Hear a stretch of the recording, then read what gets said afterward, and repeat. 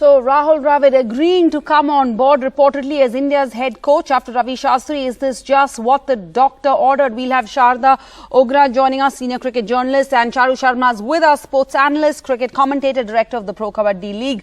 Mr. Sharma, first to you, what do you make of this? And one big takeaway at least that, we are moving away from having a foreign coach? Hi there. For starters, do please call me Charu. Okay. Yeah, we have moved away because, the last few years there has been no overseas coach. There's nothing wrong with either overseas coach or an Indian. There is, I think, a certain advantage having a homegrown coach because of just knowing the Indian psyche better. And the job of a coach really, of a senior national team coach, is much more of a man manager. And if you extend that a bit, if I may use the term, and I don't mean it derogatorily, an ego manager, because you have to bring all these people together. They are the best players in the land. Some of them are the best players in the world.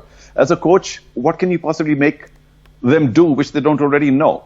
It's really just learning how to gel together and being comfortable together and managing all the different personalities in a team. I don't think Rahul is going to teach somebody how to bowl or how to field or how to whatever else on the cricket field.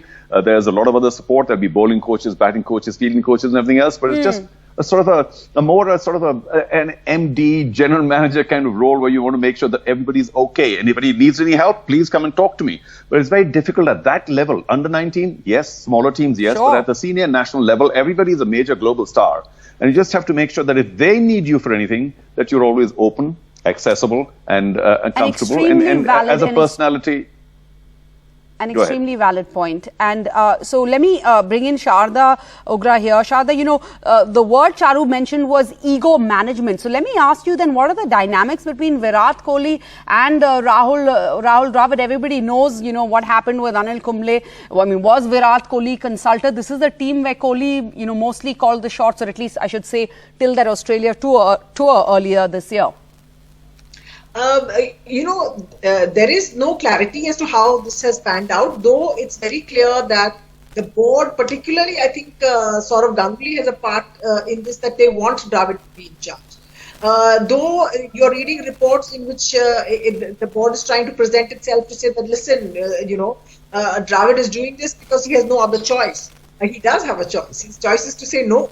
But at the same time, they're saying that, look... And he's been doing that for, I think, a couple of years, 5-6 years. Exactly. They've been trying to do this. What this is with reference to Kohli and Dravid in the past, I think that at the moment you have to assume that both will say, fine, let's take this step ahead and see what happens. And Virat Kohli's career at this point in time, he's had a couple of runs where he hasn't scored 100 in a while, and there's all going on. And at the same time, if you bring someone like Dravid in, you would think that he would be able to help Kohli in this through this particular phase. And at the same time, because of his stature in the game, I don't think that they try and pull off the stunt, which it was a stunt against Kumble, which is what happened. And again, and the board at that time was different CEO, and that was a terribly unsafe incident that happened. It's unlikely to happen in time. Okay. Charu, I want to ask you, as what Sharda Ogra mentioned, she said there's a lack of clarity, right? Now, we have Rahul Dravid, everyone's going gaga, Mr. Nice Guy, great, And let me be honest, I don't really follow cricket. So which is why I think I'm in the right position to ask this question, right? When you're saying there's no clarity, there doesn't seem to be any appointment of, due diligence, no process, no interview. And, all that's fine. Rahul Dravid is a great guy. I'm sure this is what the doctor ordered. But from someone on the outside, I would ask, does this set a bad precedent, right? Are we bending rules? Are we setting a bad precedent in an already cliquish club where there doesn't seem to be any transparency, where you're not following it as closely as all of you guys are? Well, I suppose that would be relevant were it, if I may use the term, nobody.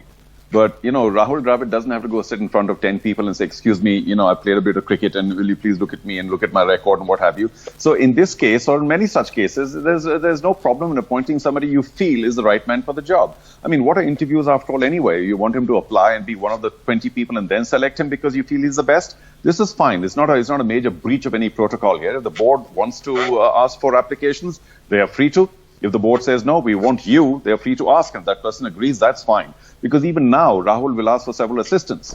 He doesn't have to go and say, okay, can we have applications for bowling coach, batting coach, this coach, that coach? He says, I want you, and I want you, and I want you. And you have to allow them that leeway, because after all, the responsibility is theirs. Now, if you throw somebody at the team, and if you throw somebody at Rahul saying, these are your assistant coaches, then you're not allowing him that freedom of operating with the people he wishes to operate with or he's comfortable with. So I don't have a problem with this protocol at all. The Indian Cricket Board is headed by somebody who's a very close friend and a colleague of Rahul who knows exactly what Rahul brings to the table. Rahul's been in the coaching world as well. You haven't plucked him from a non-coaching world. So everything points out, to good directions. And if Rahul is happy to take the job, that's a good sign, because he's not accepting it reluctantly, one hopes. Although in the past he was sort of reluctant. Remember though, Sarah, it's a crown of thorns, the job of the Indian coach. Sure. It's a very high responsibility, very high delivery kind of job, which is based on people who you can't control. He's not going to go on the field. He's not going to bat a ball or whatever. So in the past, why did very sort of accomplished Indian players not accept the job? It's because they know, as Rahul will know, that you can't really influence the team inside the ground. I mean, they will lose, Sure. they will win. If they win, great, thank you. If they lose, it's like, oh my God, terrible coach.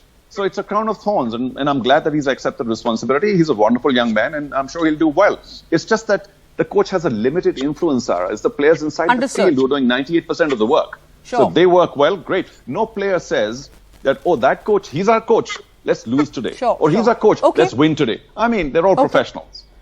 Okay, Sharda, I'm almost out of time, but I do want to get your views also on that question, because you've been smiling throughout. Yes, he's the best candidate. Yes, he makes total sense, and why not follow due process? Sarah, I'm a bit of a pedant at this point, but I have to say that no due process is being followed inside the BCCI. Okay, firstly, the BCCI has not made an announcement regarding Dravid, so that's still not there. Sure. At the same time, the president and the secretary of the BCCI are illegally in their position in terms of what the court said about a year ago. So you're here working in a world of many rules being flaunted. Never mind being, never mind this process. Now the BCCI can listen. We'll put out an advertisement and we'll do whatever. But we are operating in this murky world of a lack of rules. Who cares about who cares about due diligence? Who cares about a professional setting? So this is the world we are living in, and that's why we are all here discussing this story at the point, and all the best both to Dravid and to Kohli, wherever in the future. All right. I think I'm sure this is probably a question on many people's minds outside of that internal circle in the BCCI. But thank you all so much. A big day, a big move, a big day for Indian cricket and lovers of Indian cricket. Thank you all for joining us on Left, Right, and Centre.